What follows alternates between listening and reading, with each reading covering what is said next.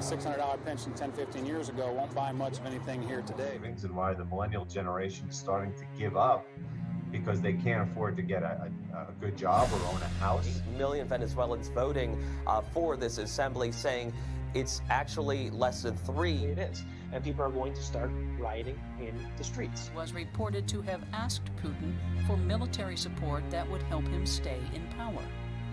We will make America safe again. And yes, together, we will make America great again.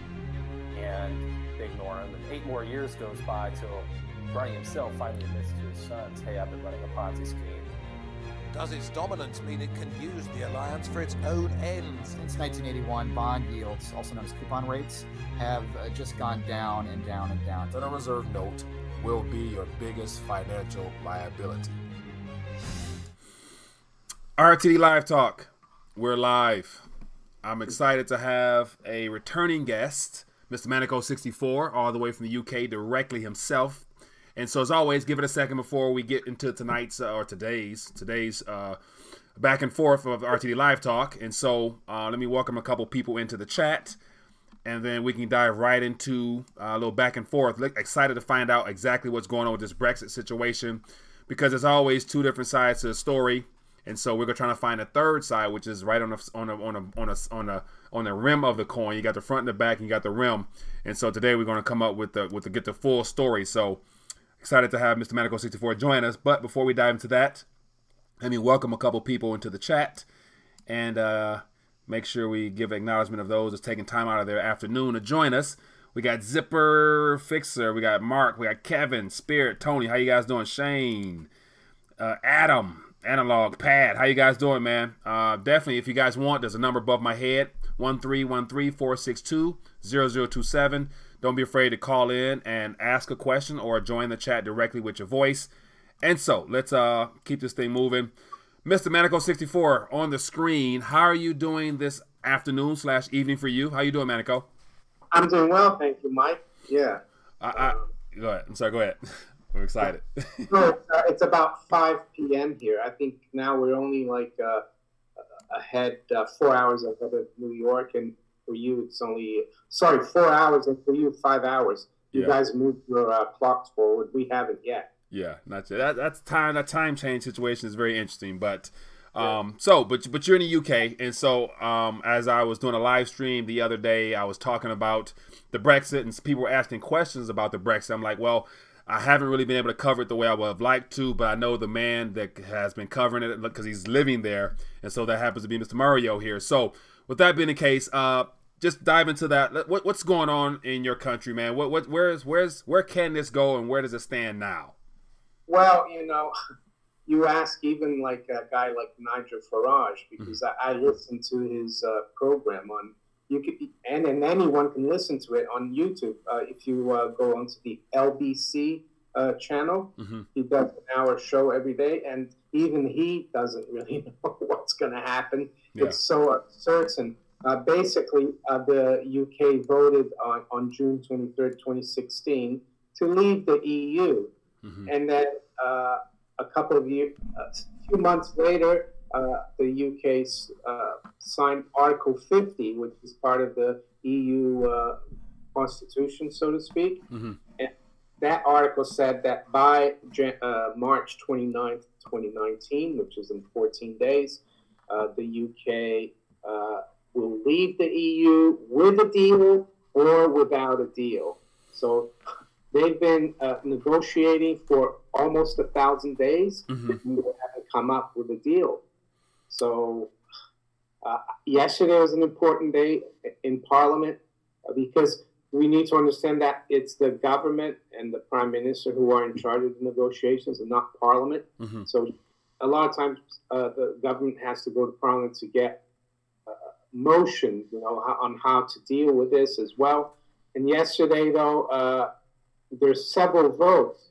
The most important one was that the Prime Minister and the government are going to try to delay the date, March 29th, to like June 20th this year. But, the EU also has to agree on that. So we're still not certain. The EU could come back and say, no, we're not going to extend it. Mm-hmm. So we could actually get out without a deal. And the establishment here in the UK, they're scaremongering, saying that if we leave without a deal, it will be a total disaster. Mm-hmm. You know, just like they said, if we voted to leave in 2016, the economy would go into a Great Depression, collapse.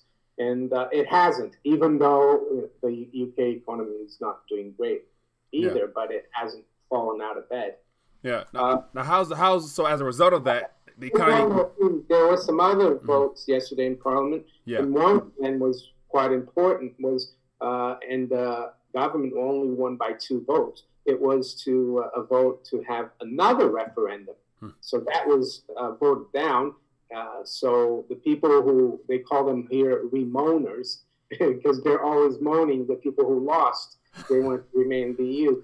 So they, you know, that's out of the picture now. We won't have another referendum, which is a good thing for people who voted to leave. Mm-hmm. But my feeling is that if we don't leave without a deal by March 29th and the EU accepts the extension, eventually people are going to get so sick and tired of all this back and forth that they will accept a deal that is probably not going to be great for the UK.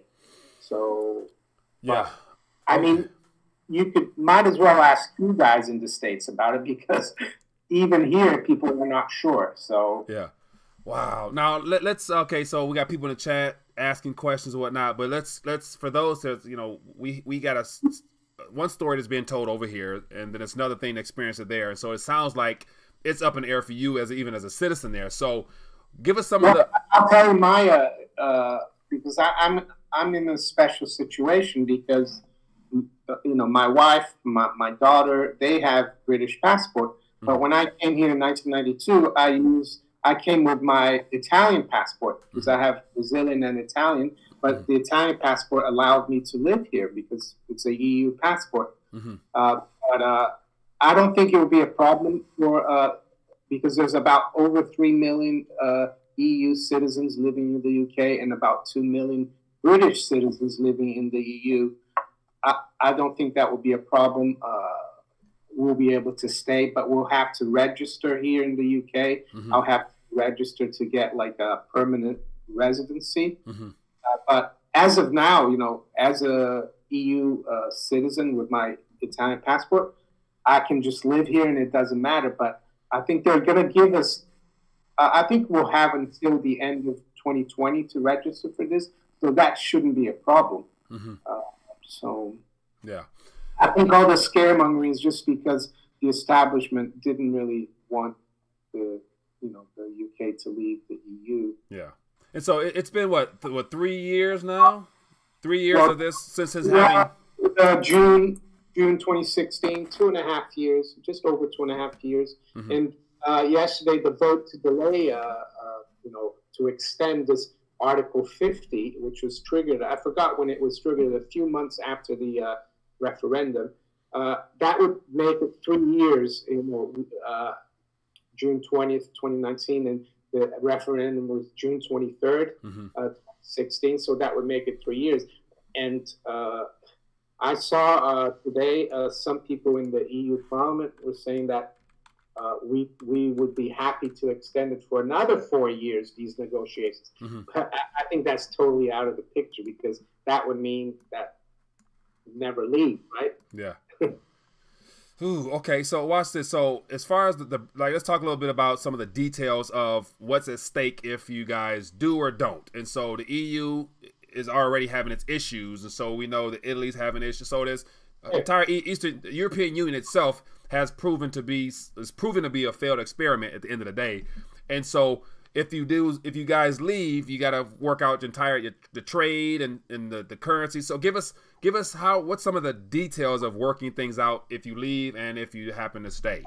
Well, first of all, currency, there's no problem because the pound. They never adopted the euro. Yeah. The UK is in the European Union, but uses still its own currency, sterling. So there's nothing there. Yeah. Trade. trade. I mean, I think the idea is that if the UK leaves without a deal, that the UK would adopt World Trade Organization status, because the UK is already a member there. It would just be in charge of the negotiations now instead of the EU. I saw yesterday that Donald Trump was actually meeting the Prime Minister of Ireland in the White House, and he actually said that you know, he's willing to negotiate a good trade deal between the US and the UK. Yeah, it could be disruptive a little bit because there's free trade right now between the UK and the rest of the EU countries. And if we drop without a deal, it could be disruptive. It's up in the air, but I don't think it's the end of the world. You know, things will keep going. I mean, this country has been through worse before, like during World War II, when London was bombed, you know, the Blitz and stuff. So this is nothing, you know, this is just like a legal thing. Now, someone mentioned here in the chat, says Brexit could be the big event that unravels the economic system, so we need to pay attention to it. And then he mentions, depending on how things work out, could there be martial law in the country of in the UK? I mean, not martial law, but I think they could institute some stuff that they did after World War II. For example, the UK was not in good financial situation. You know, it fought World War I. Sorry. It fought World War I, World War II, and it was kind of bankrupt. So we had, well, I wasn't here, but I hear from my mother-in-law and like my wife's part of the family, that there was rationing here, you see. So if you went to the shops, you could only buy a certain amount. But I'm not sure if there would be martial law, but, you know, maybe. But the thing about the UK leaving without a deal is, you know, the city of London is very important, the financial sector. Even for the euro, you know, there's a lot of contracts. You know, London has probably more European banks in London, investment banks, than British banks. You know, it's a huge market for derivatives. There's, you know, a lot of trading. So if things are up in the air, it could trigger some kind of crisis, and that would spread also to the American banks, because all European banks like Deutsche Bank, BNP Paribas, UBS, French banks, Dutch banks, they all trade with the British banks, and they all trade with the American banks, huge derivatives, you know, the too big to fail banks. It could be a problem, but yeah, it's something that's never happened before. Now, another thing is, I haven't had a chance to really dive into it, but someone inquired the other day during the live stream about the whole Basel III and how that will impact banks, and it happens to be at the same time as Brexit situation. And of course, we got our own issues on this side of the water with the banking system and people losing trust in it. And so, what are your thoughts on that? What's give us the nuts and bolts of that? Yeah, I've had questions from my viewers as well, a lot about Basel III, and I think there's a lot of you know, I don't think it's there's a lot of fallacies, I think, about Basel III, because I looked at the FSB website, which is Financial Stability Board, which is part of the BIS, who are implementing Basel III. They're the regulators in Basel, and from what I read is that the implementation is ongoing, and that it should be complete by 2020, and by 2027 it should all be implemented. So some people have been talking about this end of March 2019, but I haven't really seen anything that's out of the ordinary. Some people are saying that you know, because in 2016 already we knew the BIS came out, and I did a video about this, and I took the screenshot of the BIS paper, and it said that gold is now, and that was 2016, is now zero, is like cash or it's 0% risk. Yeah. So I'm not, I think people are putting too much importance into this Basel III. Yeah. Basel III, I think, started in 2012, and it's going to be like a long, withdrawn process. What I've seen about this deadline of March 31st, I saw a story in an Indian, newspaper online, and that said that the Reserve Bank of India had to make sure it did a better job because the Indian banks hadn't implemented the Basel III, and they had till March 29th to do it. But that's only got to do with India, and I think someone's taken that and said, Basel III needs to be implemented by March 29th, 2019. Yeah. So I think a lot of the people who were a little bit, but I could be wrong, but yeah. I think, with what's going to make or break gold, I think we know that for thousands of years, it's the only, it's one of the things that keeps its value and purchasing power. One of the things that's stable in the world the world we live in now. Yeah. All the stuff that's going on, Brexit, Venezuela, New Zealand, or Trump, the deep states, the EU. I mean, I think that gold provides like a stability and something that's been stable. Everything else is very, in my opinion, could be very risky. Yeah, everything else is about to be tested. So my question is, and so without even having known much about the Basel III agreement and the BIS actually, I'm not a specialist in Basel III, but I've looked in the last few weeks. Yeah.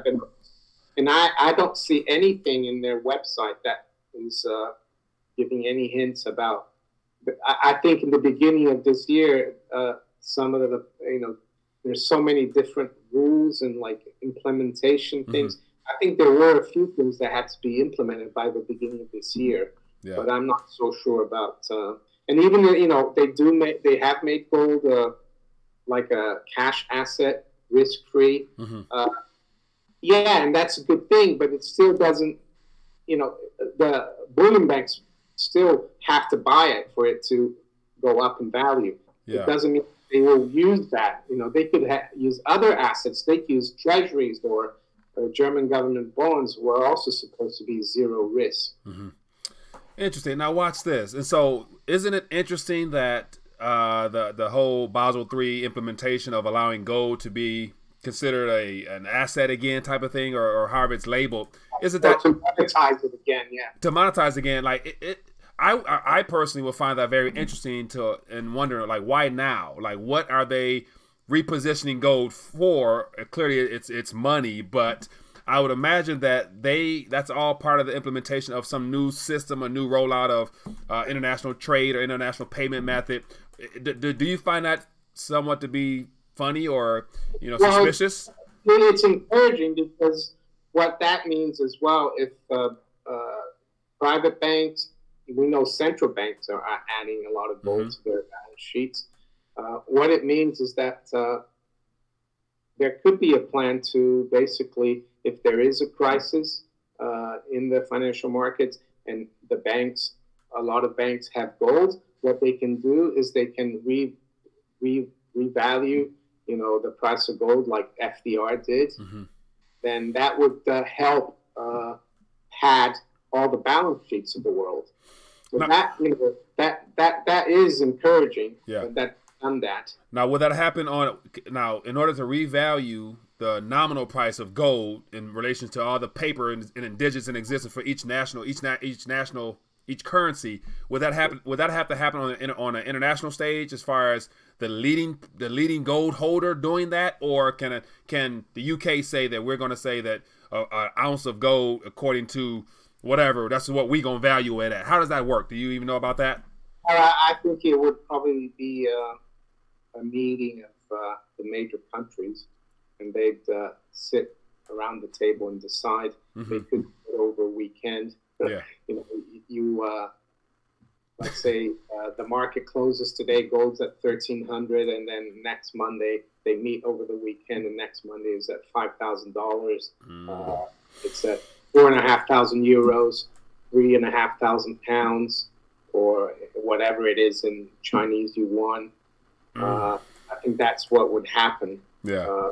That sounds good in theory, but my only thing would be that I don't see Xi Jinping, Vladimir Putin, and Donald Trump sitting down at a table and coming up with a mutual number that would really give a good valuation for gold in Federal Reserve note terms, given the fact that we don't know how many notes are in existence altogether. The U.S. has all the 8,000 tons that it says it has. Yeah. It's in West Point as well. Yeah, so that's a lot of people already don't really believe that's there, and so hopefully one day it all comes to light, which I'm sure it will. And so let me ask your thoughts, because I saw some questions here about the Queen, and so it's a much different paradigm as well as just political structure here. We don't have a monarchy, or we escaped from, so we had that revolution stuff, but yet there directly, I've never been to the UK, so I've never seen the palace. What's that like, having a queen that has privileges, rights, and I mean, it's well, first of all, she's more like seen here as a figurehead. She's not really commenting on anything like about Brexit. You know, she's apolitical, but at the same time, you know, when they talk in Parliament, they call it Her Majesty's government. You know, when you pay tax here, you pay tax to Her Majesty's revenue. You know, everything is Her Majesty's. You know, the army, everything is in her name, in the Crown's name, really. Yeah, that's how it works. And I mean, it's the thing is, all the political system here is based on the monarchy. So a lot of people say, you know, oh, we could get rid of the Queen and the monarchy. You could do that, but it would be even worse. It would be even more difficult than getting out of the EU, because the UK's had a monarch for over 1,000 years. So there's a lot. It's not that easy. But she keeps to herself quite a bit. You know, there's a lot of stuff on the internet talking about the royal family and stuff, but they're just, in my opinion, they're just normal people. But they have a lot of privileges, like you said. You know, her husband, he's 97. He had a car crash a few months ago or a month ago, and then the next day he got his new car and started driving again. And people are saying, well, aren't you going to take away his license? You know, he crashed in 97. And then the next day he was actually stopped. A day or two after the crash, he had his new car, and the police stopped him because he wasn't wearing a seatbelt. So I wonder, did he get a ticket or a warning? Eventually, they did the right thing, and he said he handed in his driving license. He said, I give up driving, which I think he should at that age. Yeah. But yeah, well, the other, it's different. But I think the president as well in the U.S., you know, he's not a monarch, of course, but George Washington, I remember, you know, from reading West history, they wanted to have a king in the U.S. and he said no. Yeah. But, I think the president has more power than the queen, the monarch has here. Yeah. Because in the U.S., the president is the executive, is the head of state. The president. The queen's still the head of state, but she's not the head of the government. So in the U.S., you know, the head of state and the head of the government. Yeah. But I mean, at the golf club, for example, if you have a match and then you have a dinner afterwards in the clubhouse, before dinner starts, the people, you know, they stand up and they cheer to the queen, you know, that's all. But that's the way it is, even though people don't believe, you know, that they're any special, but it's just a tradition. Yeah, yeah. Deeply rooted and ingrained into the minds of the people there. So interesting. So I've heard but never experienced or really had a chance to find out more about it. So yeah, she's the Queen of Canada as well, and she's the Queen of Australia and New Zealand. And I think about 15 years ago, there was a referendum in Australia whether to get rid of the monarchy, and they voted to keep the monarchy. So, yeah, that's interesting. Yeah, well, that's different. And so let's keep it moving right along. So I want to get your thoughts on you're right beneath you in France. There is a yellow vest jacket movement of protests, and so they're on week 20 or 30. Yeah, I think it's week 18 this weekend. Week 18 this weekend. So is that 18 or 20? But it's they're really going. We don't see anything in the mainstream media here about it, though. Really? It's like not far from you, and you don't hear anything about it. The only time I see anything is RT on YouTube. RT cover it. Yeah.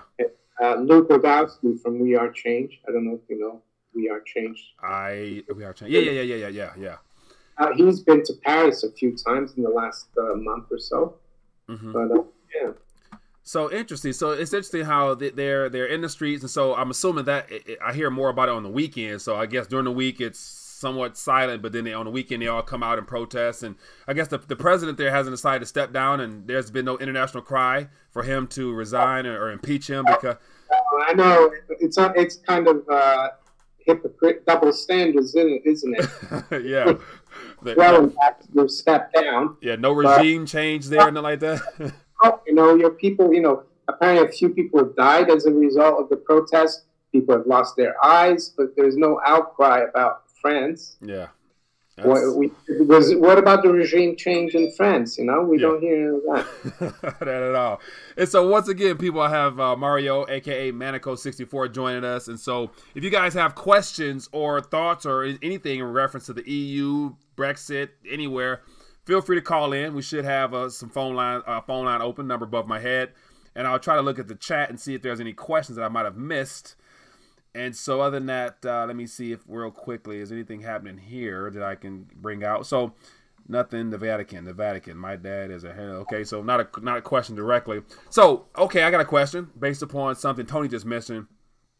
He said that he heard that France passed a law for the UBI for seniors, and I guess I'm in France. What's the talk on universal basic allowance in your country? Is it a prominent talk or what? Basic income? No, I don't think it's a big thing here. Yeah, interesting. So yeah, we already have quite a big welfare state here. Mm-hmm. There are people who, because in the early 2000s, under the Labour government, Gordon Brown, he was the Chancellor of the Exchequer, who's like the Treasury Secretary of the equivalent. And you see, what they want to do here is not cut taxes. Mm-hmm. They want to keep control of people. So Gordon Brown, instead of cutting taxes, what he did, he said, we're going to have a tax credit. We're going to keep the tax the same. Instead of cutting your tax and making you more independent, he said, if you, we'll give you credits, So but you're going to pay the same tax. And I thought at the time, it was around 2003, I think, I told my wife, why doesn't he just cut taxes? I couldn't get it. Mm-hmm. But what it is they want to keep control of you. And I think universal basic income would be the same thing. Yeah. You're a slave, because you're getting something for nothing and you're dependent. Mm-hmm. That's all it does. It makes people dependent. Yeah. A lot of people fall for it, but I've heard that in countries. They tried it in Finland, I think, and it didn't work out. I think they've tried in Switzerland, but in Switzerland they've tried it in some mountain villages. Yeah. Because there's a lot of small villages, and a lot of people have left the village. There's almost no one left there. So actually, they're just trying to encourage people to go and live there. And that's why they did it. But I don't think it's going to catch on. I don't believe in a free lunch. It's a free lunch. Yeah, I agree. I agree 100%. Now, let's talk a little bit about I'm sorry, go ahead. Go say that. The bankers like a free lunch. Yeah. Yeah, because they're behind the system, so they get a free lunch and they get a chance to create their own lunch and serve us whatever they want to serve us. So if they starve, they always get more. Like if they lose, they pass their losses to us. Yeah. Anyway, go out. What I've realized over the last couple of years of doing this monetary fiscal stuff, is that at the end, the people who are behind everything will win anyway, because if they are not shifting worthless currency in our direction, they've used our currency already to purchase real tangible assets on their behalf. So it's a win-win for them, but it's a lose-lose. It could be a lose-win depending on your. Yeah. Go ahead. No, go ahead. Go ahead. When they buy those tangible and productive assets with money that they actually didn't earn. Right. Right. They created it. So we have to earn it to buy, things. Yeah. Yeah, that's real. That's real life, man. So that's becoming an issue more and more nowadays, because more people are starting to feel the pinch of not having enough disposable income. That's part of the yellow vests, I think. Yeah, yeah. And so I've heard different scenarios about that, but it started with raising the price on gas, and then it went into the wages, and then a lot of the youth are unemployed, and so it's all starting to come to a head. And so what I was hinting at is that here in this country, more and more people are starting to feel the pinch of too much debt and not enough disposable income at the end of the week or month.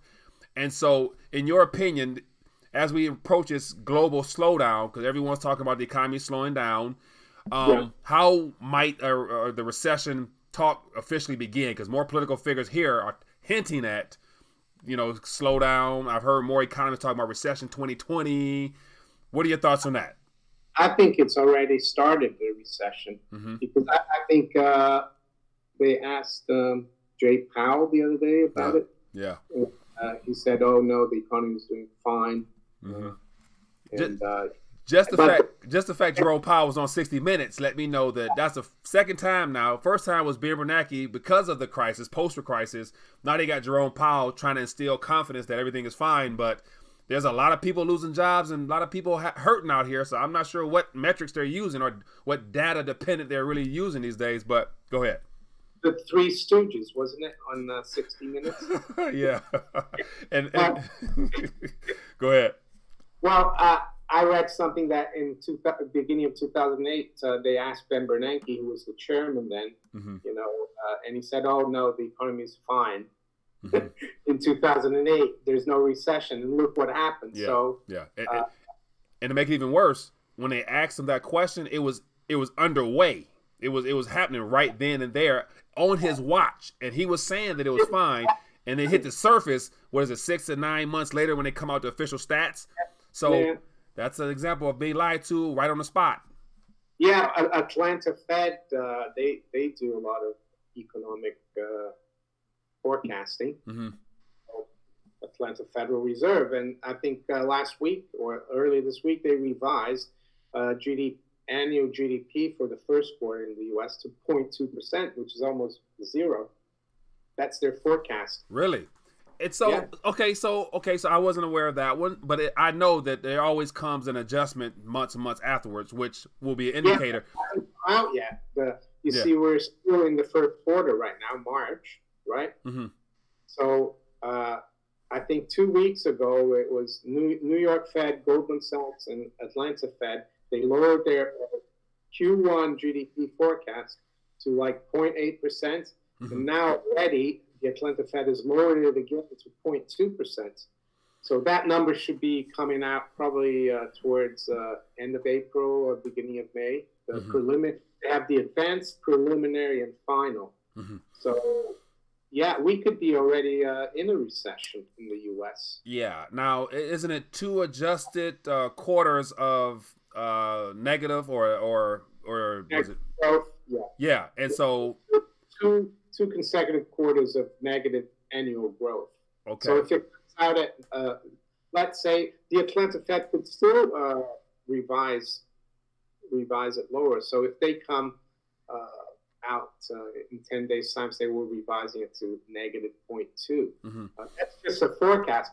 So if it comes out negative 0.2 year on year in the first quarter, and then in the second quarter you get another negative 0.2, that's a recession, you see? Yeah, and that's a recession. And so I'm thinking, like, based upon my little bit of knowledge in this whole economic monetary situation, it doesn't take a genius to realize that if you just downgraded or corrected, came out with the true stats of what the economy growth wise is 0.2, damn near zero. What was Powell talking about? We're at 3.1 when he testified. Oh no, I'm sorry. Steve Mnuchin testified before a hearing yesterday, 2 days ago, and he was talking about we're approaching 3.1% GDP, assuming that's current. Like I'm thinking, like what are they on the same page with their numbers or figures or what? I've got the economist here. Right? Okay, yeah. And they've got here in the back. This is like from last week, and they've got economic indicators, and for 2000. So the latest for the fourth quarter, you know, the GDP in the U.S. grew 3.1% annualized. So that's what he was talking about. Yeah. Let's see here. But it was revised down to 2.6. You see. Yeah. So, and for 2018, it was 2.9% U.S. GDP. So that's in the past what Mnuchin is talking about. Okay. So yeah. So these new numbers are about to be something serious. We have a first quarter GDP of 0.2, but then it could pick up during the year and still end up where he was talking about. But I don't know. Now they're always screwing things up, aren't they? They're always trying to. Yeah. Now here's so over the last couple of weeks especially, I've been noticing a lot of people have been sending me articles about how many retail jobs, corporations in general are laying off at an alarming rate, and so everybody's so because of a lack of profitability for a lot of companies, I believe a lot of companies are downsizing or restructuring to become profitable, and restructuring simply means just firing people at the end of the day.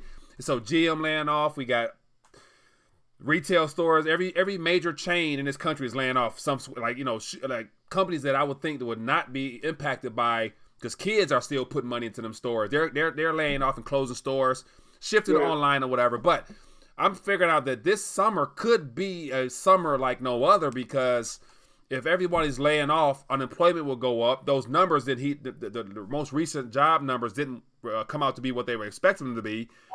20,000, wasn't it? Yeah. So I'm thinking like that's nowhere near. But on top of the 100 million that's not in the workforce or whatever that number is.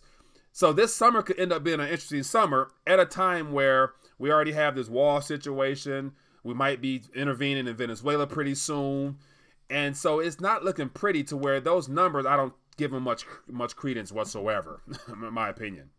The other thing I've talked about in some of my videos is that, when they calculate the GDP, out first with the nominal GDP, and then they extract their, they call it the GDP deflator, which is like they take out the inflation, and we all know that the inflation numbers are all doctored. Yeah. So if they use the real inflation for the GDP deflator, I would say that we've been in probably a recession for the last 10 years. Yeah. Because I don't think they're that honest with the inflation numbers. And it's the same thing here in the UK and everywhere else, I would say. The other thing as well is that in 2018, the U.S. economy benefited a lot from the fact that there were massive tax cuts, right?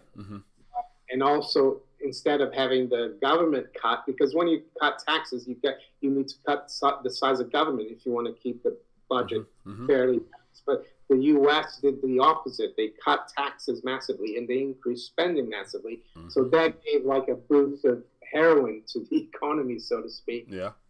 And this fiscal year, this 2019 and the next fiscal year, you're still going to have the government spending, but the tax cut is going to be, it's not going to be there anymore. Yeah. So it's going to be harder, I think.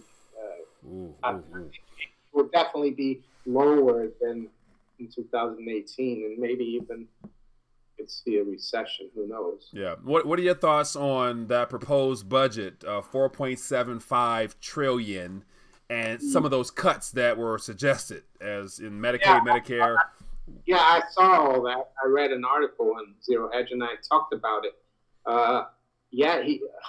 I mean, I agree with having smaller government. Even Ron Paul, who's a libertarian and wants like tiny government, he said, you know, if we were to phase out all the welfare states, Social Security, Medicare, and Medicaid, we'd have to do it very gradually because it's not fair to people.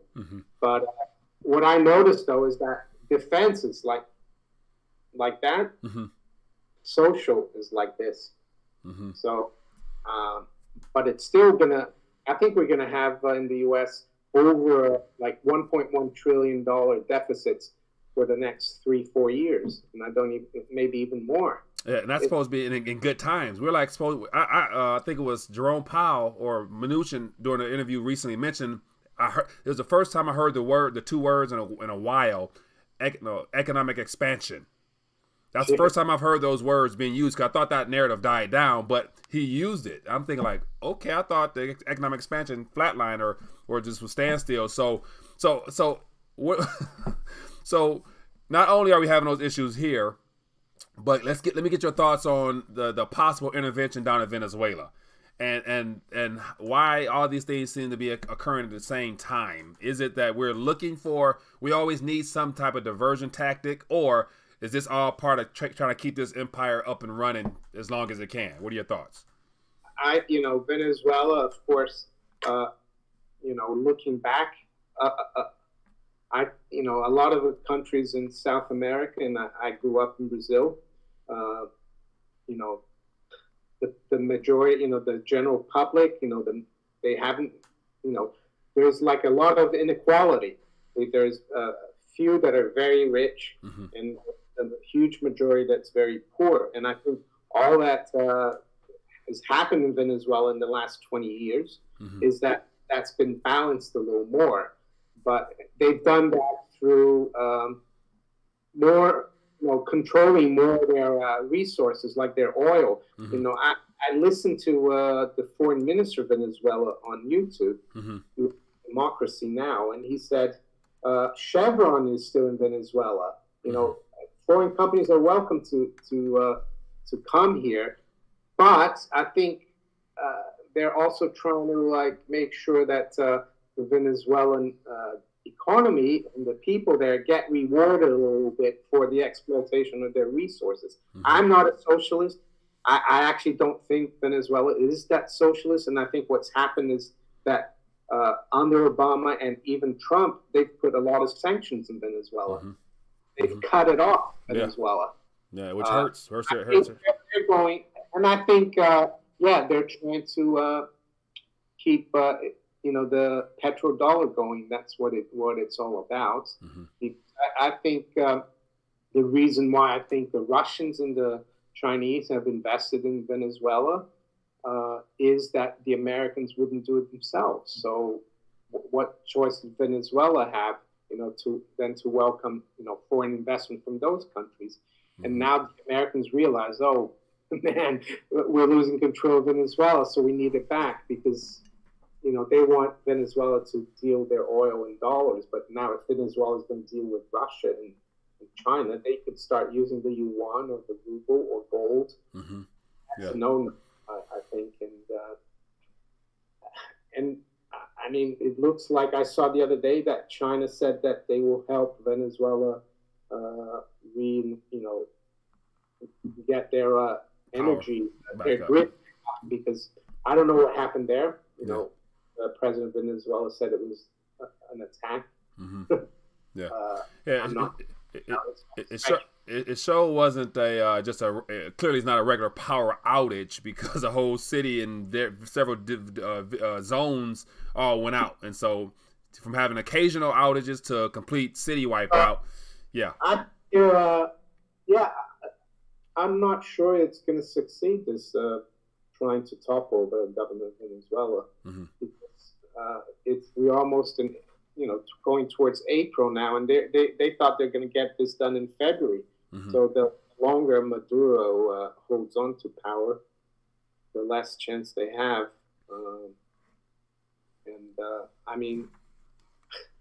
I think it's very difficult to know what's true and not these days. Because even in the alternative, a lot of people are focusing, the failure of socialism in Venezuela, but then you watch another video. There's this guy, I think he's called Blumenthal. He's got a YouTube channel called The Gray Zone, and he's gone to Venezuela, and he's walking around in the mall, and it looks all normal. Yeah. Speaking, and he goes into the supermarket. And his food, But that's the richer area, of course, and then he goes into the poor area, and the government is actually helping the people there. Which they're not giving things away. Even you'd think, in the socialist, no, they're letting them have staples like bread and stuff at a lower price because. So it's it's disappointing as well for me that I thought Trump was supposed to. He said he wanted to cooperate with the rest of the world, interfering in other countries. Yeah, something's changed. Something's changed. Yeah, something's changed. He's got John Bolton and Elliot Abrams, who helped arm the rebels in Nicaragua. Yeah. He was involved in selling Iranian the Iran Contra deal. That was the guy, and something must have happened to Trump. I mean, I don't know why, he's got all these neocons. Yeah. Even Ron Paul, I think I heard him like a month ago or so. He went on the Alex Jones shows and he said, Alex, you've become a neocon, Listen. Interesting, man. Interesting. So I got a question here. And so one of the viewers here, obviously a fan of yours as well, he says, Maneco, one of the first two original Webot reporters for me, asked him if he notices some of the temporal markers now playing out for a BTC to meet and pass Dow and Meadows takeoff. Oh, Bitcoin, yeah, BTC, yeah. Yeah. I mean, yeah, the Webbot report from Cliff High. Yeah, I used to follow those. Cliff High hasn't done a Webbot report for over 2 years now. But I don't remember, to be honest, the temporal markers. He had a price of 13,888 for Bit. But so we know Bitcoin got up to 20,000. So yeah. But Interesting. It would be nice if I started doing them again, but he hasn't.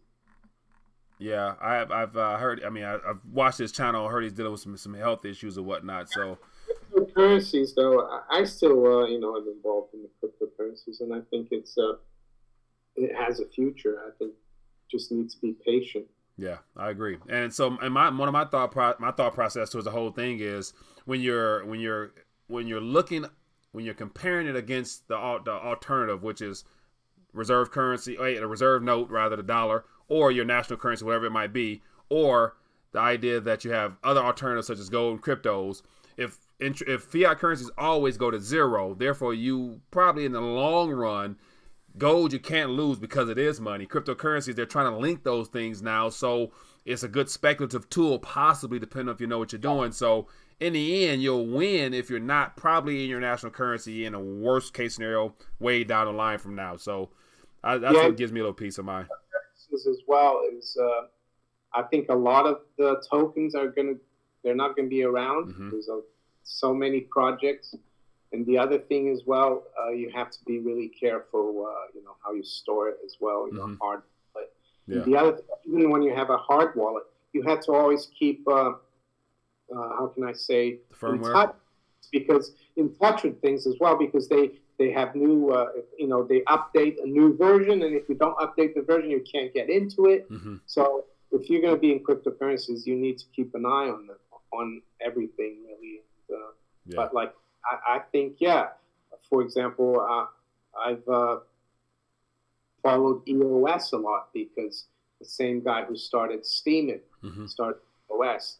And I accumulated EOS throughout their ICO, which lasted 12 months. And I never sold it. And when they had the Genesis, the mainnet, I had still all my tokens. And now I'm receiving all these airdrops.